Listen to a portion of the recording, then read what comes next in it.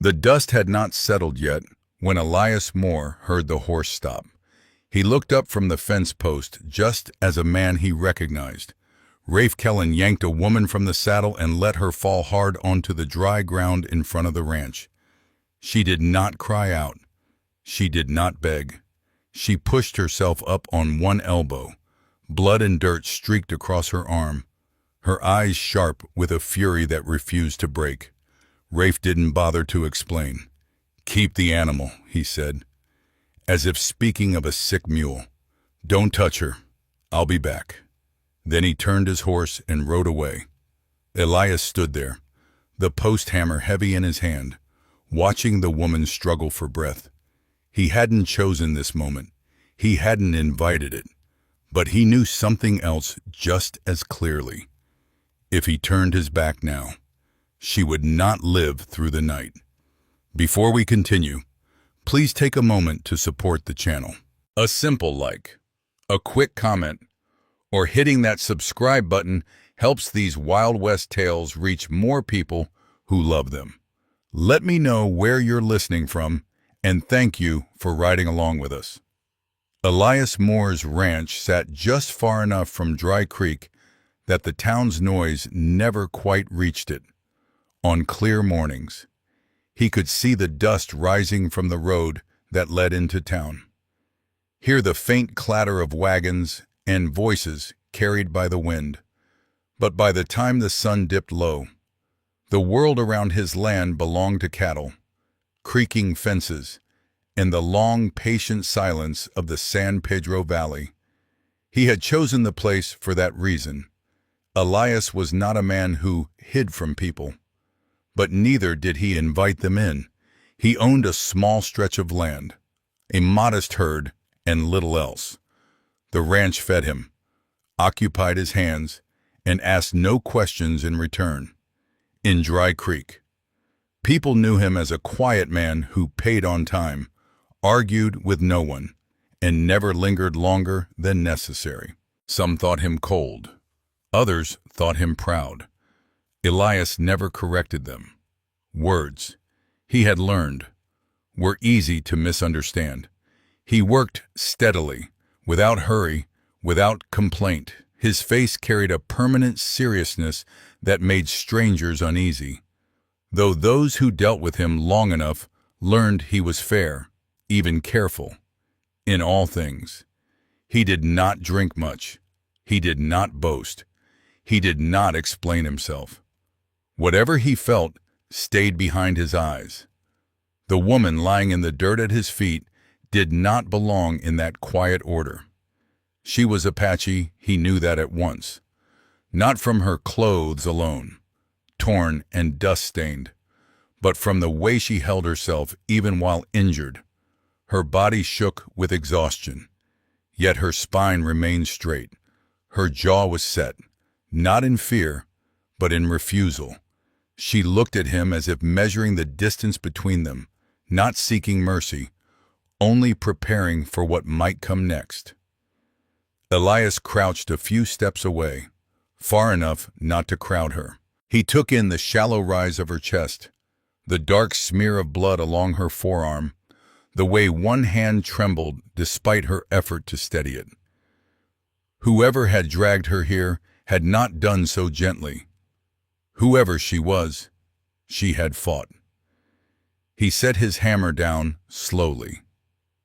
"You don't belong here," he said at last. His voice was low, even, unused to speaking more than necessary. Her eyes flicked to him, sharp and assessing. She did not answer. That, strangely, eased something in him. He had not expected words.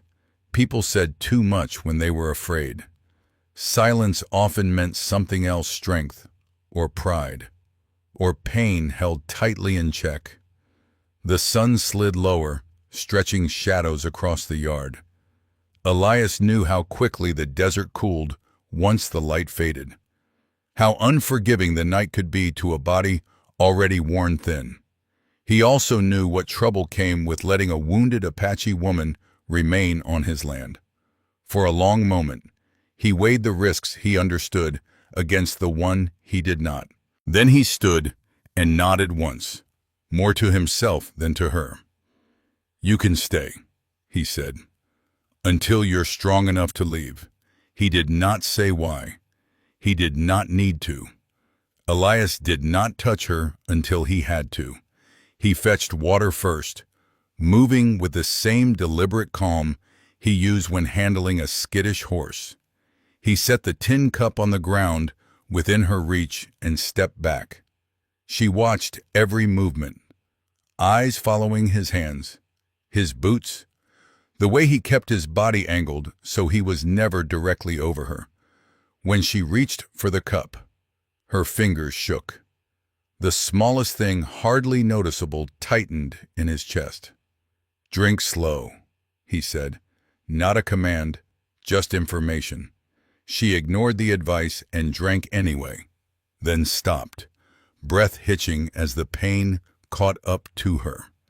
She did not look at him for help. She did not ask. She simply waited for the moment to pass. Elias turned toward the house. "You can walk." Her answer came after a beat. "I can stand." That would have to be enough. Inside the cabin, the air smelled of wood, leather, and old smoke. The place was plain: one table, one chair, a narrow bed against the wall. Nothing that suggested company. Nothing that suggested welcome. He cleared the table with a sweep of his arm and laid out what he had: clean cloth, a small bottle of alcohol, a knife he had already wiped down. She tensed when she saw the blade. "It's for the cloth," he said, and set it down. She studied his face, searching for something he did not offer. Whatever she found there made her look away. The wound along her forearm was worse than it first appeared: deep scrapes, bruising, dried blood crusted into the skin. Elias worked carefully, his hands steady, his touch brief and purposeful. He did not apologize when she flinched. He did not soothe her with empty words.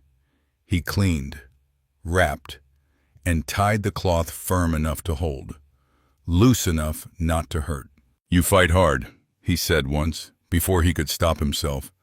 Her mouth curved into something sharp, harder than he expected. Elias nodded. He did not ask who he was. When he finished, he stepped back, giving her space again. "Sleep if you can. I'll be outside."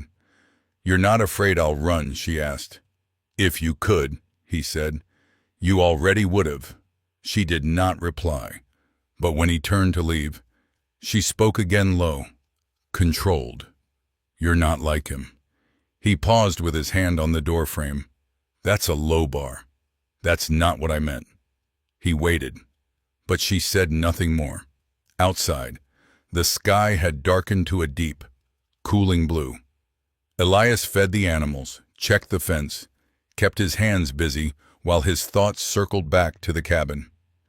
He did not tell himself stories about who she was or where she would go. He had learned better than that. People arrived in trouble. People left when they could. The ranch was not meant to hold anything in place. Still, when the night settled and the stars came out sharp and cold, he found himself listening. Her breathing was rough at first, then steadier. At one point, she murmured something in her own language, a sound like a warning or a promise. Elias did not understand the words, but he understood the tone. It was not fear, it was resolve. He sat on the step, hat pulled low, eyes on the dark stretch of land beyond the fence. This was how trouble began, not with gunfire or shouting, but with a single choice made quietly, without witnesses. He had not chosen her, but he had chosen not to walk away. And for a man like Elias Moore, that was never a small thing. Morning came without ceremony. The sun rose pale and steady over the San Pedro Valley, lifting the night's cold from the ground inch by inch. Elias was already awake, moving through the routines that had shaped his days for years, checking the troughs, counting the cattle, tightening a loose rail where the fence sagged. He worked the way he always did, methodical, unhurried, as if time were something to be measured in tasks completed rather than hours passed. When he glanced toward the cabin, he half expected the woman to be gone. She was not. She stood in the doorway, leaning lightly against the frame, her injured arm bound and held close to her side. Her face was drawn with pain, but her posture was upright. She watched him without speaking, her gaze steady and unblinking. "You should sit," he said, not looking at her directly. "Morning comes hard after a night like that." "I've had harder," she replied. Her voice was low, controlled, carrying no request for sympathy. Elias nodded once and returned to his work. He did not argue. He had learned that advice, when given to people who did not ask for it, often sounded like judgment. They settled into an uneasy rhythm. Elias left food where she could reach it: cornbread, dried meat, water drawn fresh from the well. He did not hover. He did not ask questions. When he spoke, it was only to explain what needed explaining: which gate stuck, where the shade held longest in the afternoon, how far it was to the road that led back toward town. She listened. Sometimes she answered, more often she did not. By the second day, she could walk the length of the yard without stopping. By the third, she was sitting outside while Elias worked, her eyes following the slow movement of his hands. She studied him the way one might study a tool, testing its weight, its balance, its reliability. "You live close to the town," she said one afternoon. "Close enough," he answered, "but you don't belong to it." He considered that. "I do my buying there. That's usually enough." She huffed softly, not quite a laugh. "A man who wants the benefits of people without the burden of them." The words were sharp, but not careless. Elias did not bristle. "People can carry more burden than they know," he said. "Sometimes they put it on others without asking." Her eyes narrowed. "You speak as if you've seen it." "I have." That was all he offered. In the days that followed, the distance between them shifted in small, nearly invisible ways. Elias noticed things he told himself did not matter: how she favored her uninjured arm, how she watched the horizon at dusk, how she flinched not at sudden sounds, but at laughter drifting faintly from the direction of town. He noticed how she never turned her back on him fully, not even when she slept. She noticed things too. She noticed that Elias never entered the cabin without making noise first, even when he thought she was asleep. That he kept his rifle within reach, but never laid it where it could be seen as a warning. That when a rider passed on the distant road, he stood where she could see him standing there, not blocking her path, not positioning himself between her and the open land. "You don't trust easily," she said one evening as the sun sank low. "Trust's expensive," he replied. "I don't buy it often."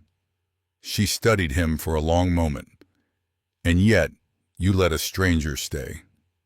He met her gaze then, just briefly. "I let someone heal."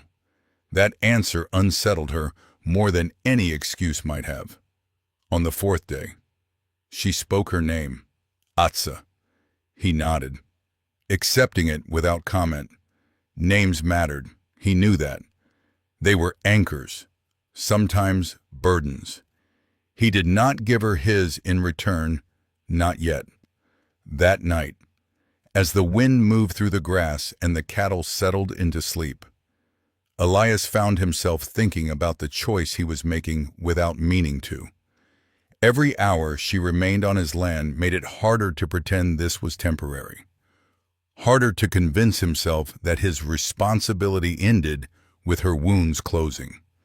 He remembered another time years ago when he had told himself that silence was safer than truth. When he had thought that managing information was the same as protecting people, the memory came unbidden, heavy and unwelcome. He pushed it away and focused on the present, the fire crackling, the steady breathing from inside the cabin, the simple fact that, tonight, no one was in immediate danger. By the end of the week, Atsa was strong enough to help. She did not ask. She simply began mending a tear in a feed sack, sweeping the cabin floor, carrying water in smaller buckets. Elias watched from a distance, uneasy with the sight. Help, when it came uninvited, had a way of binding people together. He was not sure he wanted that kind of bond. "You don't have to," he said once. "I know," she replied. "That's why I do." The answer lingered with him long after she walked away, one afternoon. As they sat in the shade, she spoke again, her tone different this time, less guarded, more measured. "You don't look at me the way others do." He frowned slightly. "How's that?" "As if I owe you something." The truth of it surprised him. Elias looked down at his hands, rough and scarred, resting uselessly in his lap. "I don't want anything from you." She studied his face, searching for the lie. Whatever she found there made her nod slowly. "Then you're rarer than you think," she said. That night, Elias lay awake longer than usual, staring at the ceiling. He realized, with a quiet unease, that his fear was no longer of the trouble she might bring to his door. It was of what it meant that he cared whether she stayed or left. For a man who had built his life around standing apart, that realization was the most dangerous thing of all. Rafe Kellen came back just before sunset. Elias saw him first from the far end of the pasture, a dark shape cutting across the pale land, riding without hurry. That alone told Elias something was wrong. Rafe was not a man who took his time unless he believed the ground beneath him was solid. Elias set the fence tool down and waited. Atsa was near the cabin, folding cloth she had washed earlier. When she noticed the change in Elias's posture, she followed his gaze. Her body stiffened instantly, not with fear, but with recognition. Her hand moved, almost without thought, toward the knife she now carried tucked at her belt. "He's back," she said. "I know." Rafe dismounted a few yards from the house, his smile easy, his eyes sharp. He looked from Elias to Atsa and back again, taking in the distance between them, the way neither stood behind the other. "Well," Rafe said, brushing dust from his sleeve, "she's still breathing. I'll give you that." Elias did not answer. Rafe's gaze lingered on Atsa, then slid back to Elias. "I figured you'd do what you do best. Keep things quiet. Keep your head down." "She's not yours," Elias said. Rafe laughed softly. "That's where you're wrong. Everything's someone's. Out here. Just depends who's willing to say it out loud." He stepped closer. Atsa shifted, placing herself slightly behind Elias, not hiding, but choosing her angle. Elias felt the movement more than he saw it. It set something firm inside him. "You don't want this trouble," Rafe continued. "I do business. You keep cattle. We don't need to mix the two." "You dragged her here," Elias said. "You made it my business." Rafe's smile thinned. "I gave you a favor. Somewhere safe to leave her while things cooled down." "She's not cooling down," Elias replied. "And neither are you." For a moment, Rafe's eyes hardened. "Careful. You're not built for this kind of loyalty." Elias finally turned fully toward him. "This isn't loyalty." "Oh," Rafe tilted his head. "Then what is it?" Elias did not answer right away. He thought of the quiet days, the careful distance, the way he had told himself again and again that she would leave as soon as she could. He thought of the one thing he had learned too late, years ago. "It's a line," he said at last. "And you crossed it." Rafe's hand dropped to his gun. Before he could speak again, Elias stepped forward and placed himself squarely between Rafe and Atsa. The movement was unremarkable, almost casual, but it changed everything. Atsa inhaled sharply. She had not asked him to do this. She had not expected it. Yet there he was, blocking her from view, from threat, from bargaining. Rafe stared at him, disbelief flickering across his face. "You serious?" "Yes. You'd risk your land, your name over her." Elias did not look back at Atsa. "Over myself." That was when Rafe understood. And when he did, his expression shifted not to anger, but to calculation. "All right," he said slowly, raising his hands. "No need to turn this into something ugly." He took a step back, then another. "I'll leave," he continued, "for now. But you're keeping something that doesn't belong to you, sooner or later. That always costs." Elias did not move. He did not threaten. He simply stood. Rafe mounted his horse, eyes never leaving the ranch. "Enjoy the quiet while it lasts." He rode off, disappearing into the lengthening shadows. For a long moment, neither Elias nor Atsa spoke. "You didn't have to do that," she said finally. "I know. Then why did you?" Elias exhaled slowly. "Because once, a long time ago, I stayed quiet when I shouldn't have." She studied him, really studied him this time. "And what did it cost you?" He met her eyes, everything that mattered. The sun dipped below the hills, leaving the valley wrapped in dusk. The cattle shifted uneasily. Somewhere in the distance, a bird cried out. "He'll come back," Atsa said. "I know. And you still chose this." "Yes." She nodded, the gesture slow and deliberate. "Then whatever happens next," she said, "you won't face it alone." That night, Elias did not sleep. He sat on the step, rifle across his knees, watching the dark. He did not tell himself that Rafe was gone. Men like Rafe did not leave cleanly. They waited, they watched.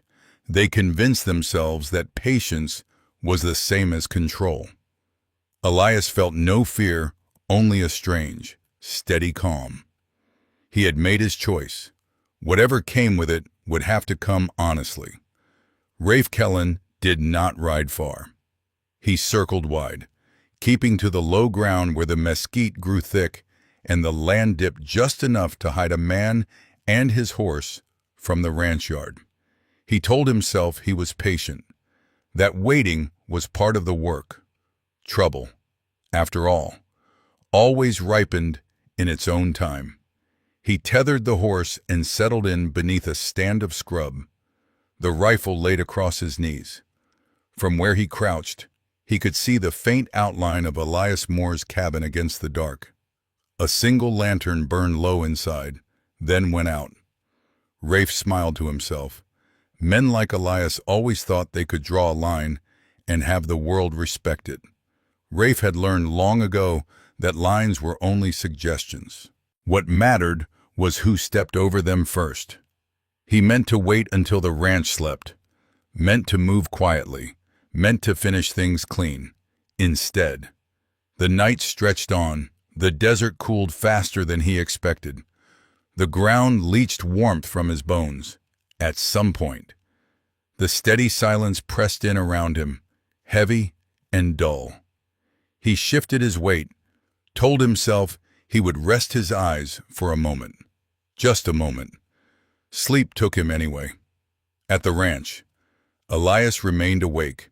He had moved the cattle closer to the corral, checked the fence twice, and left the rifle where he could reach it without looking.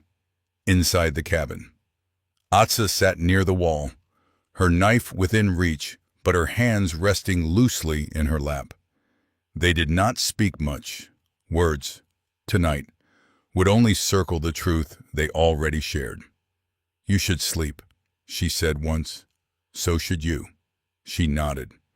Neither moved. Time passed in pieces, broken by the soft lowing of cattle, the whisper of wind through grass, the slow arc of stars overhead. Elias thought of the man he had been when silence felt safer than choice. He wondered if that man would recognize him now. Just before dawn, the light began to change. It was subtle at first, a thinning of darkness, a softening at the edge of the sky. Elias noticed it the way he noticed weather, by instinct more than sight. He stood and stepped outside, breathing in the cool air. That was when he heard voices, not close, not threatening, measured. Atsa was beside him in an instant. Eyes narrowed, listening. The voices came again low, deliberate, carried on the wind. "They're mine," she said quietly. "My people." Relief passed through Elias, not sharp, not triumphant, just steady. He nodded and stayed where he was, hands visible, posture open. From the low ridge to the east, 3 figures emerged, moving with the confidence of men who knew the land intimately. They carried themselves with purpose, not haste. One of them raised a hand in greeting when he saw Atsa. She stepped forward. "Chaitin," she said, and the tension in her voice finally eased. Her brother approached, his gaze flicking briefly to Elias before returning to her. He looked her over carefully, taking in the bandaged arm, the steady stance. "You're alive," he said. "I am, behind them." The 4th figure approached more slowly, older, broader, with a presence that did not need to announce itself. Hokona, the leader, Atsa's father. He inclined his head toward Elias. "You gave her shelter." Elias answered simply. "She needed it." Hokona studied him for a long moment, then nodded once. It was not gratitude. It was acknowledgement. The sound came then, a sudden scrambling, a sharp intake of breath from the scrub beyond the ridge. Rafe Kellen woke to light, not full day, but enough to see the world had shifted against him. His heart lurched as he registered movement on the land above figures where there should have been none. He rose too quickly, boots sliding on loose stone.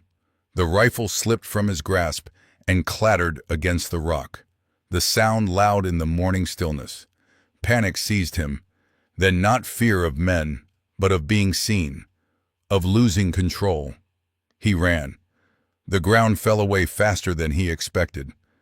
The slope was steeper here, cut by years of water and wind. He reached for a mesquite branch that snapped under his weight. His foot found nothing but air. The sound that followed was brief, a scatter of stone.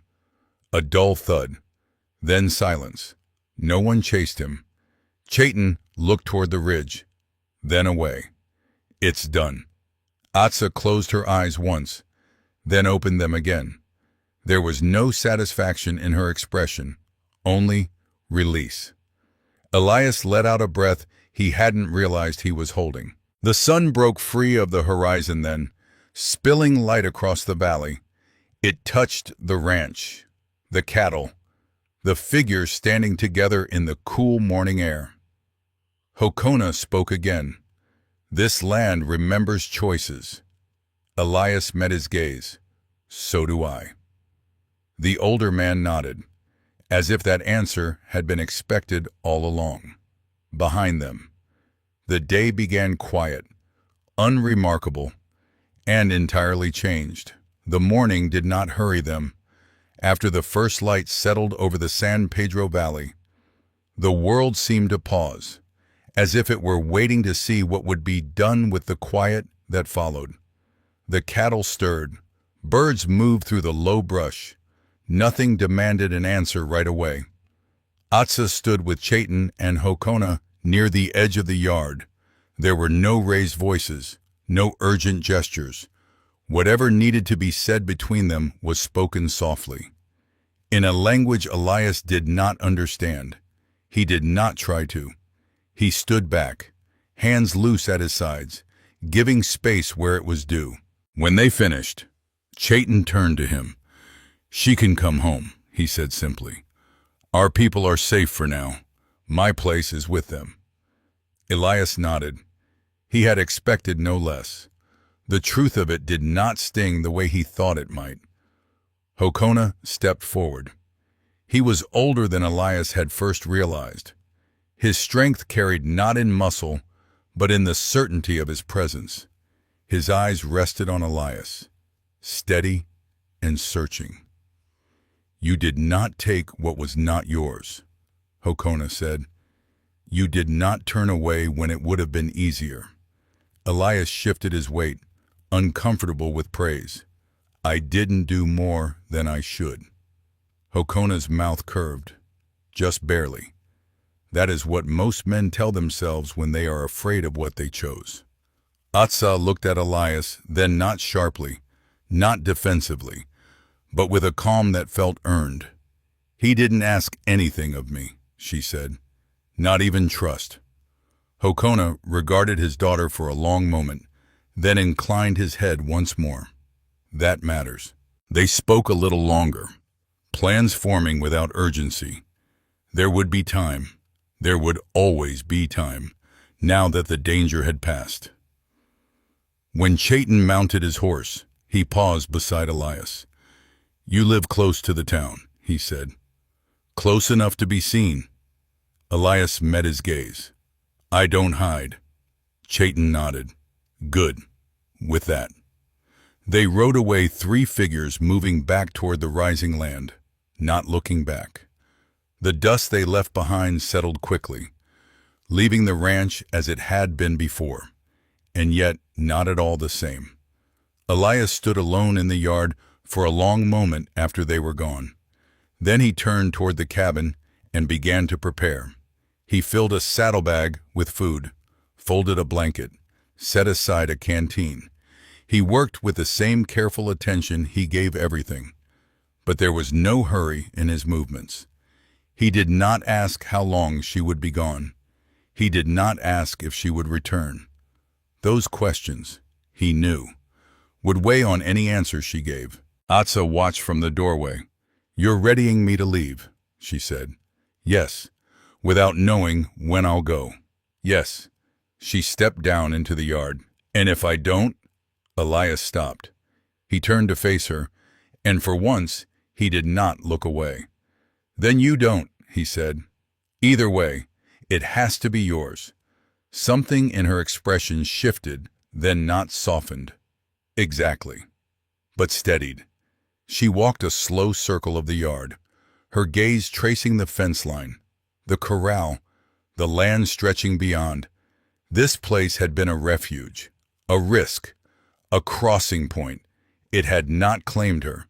It had simply held. She came to a stop beside him. "I won't disappear into someone else's protection," she said. "Not again. I wouldn't ask you to. And I won't stay if it means losing who I am."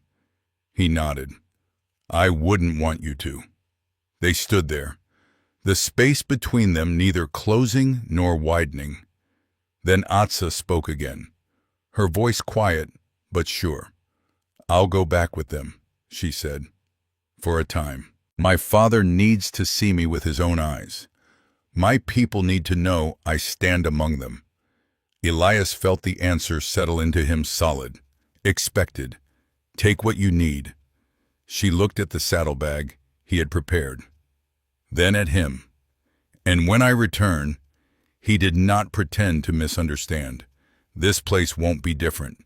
She studied his face, searching for promises he did not make, finding none. She smiled small, genuine. "That's why I can come back." They did not touch. There was no need.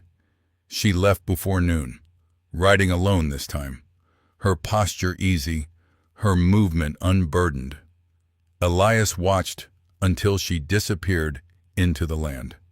until there was nothing left but the line where earth met sky. The day stretched on.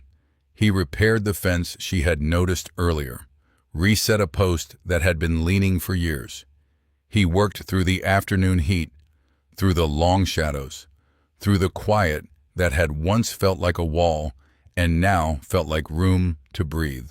Near sunset, a figure appeared on the road. Not Chaitin, not Hokona, Atsa. She dismounted at the gate and stood there, waiting not to be let in, but to be seen. Elias set his tools down and walked towards her. "You came back. I said I would," she replied. "And I don't say things lightly." He opened the gate. She passed through it on her own. They did not speak for a while. There was nothing left to explain. As evening settled over the ranch, Elias returned to his work. And Atsa joined him lifting boards, steadying wire, moving alongside him as if this had always been the shape of things. No declarations, no claims, just two people choosing the same ground. When the last light faded and the first stars appeared, Elias realized something he had not allowed himself to name before. He was no longer standing apart. And this time, it did not feel like a mistake. The true courage in the American West was not always found in violence or conquest, but in restraint, responsibility, and quiet compassion. Elias Moore's journey shows that doing the right thing is often lonely and unseen, yet deeply transformative through patience, respect, and the willingness to stand firm without demanding reward. Healing becomes possible not just for individuals, but between people, cultures, and wounded histories.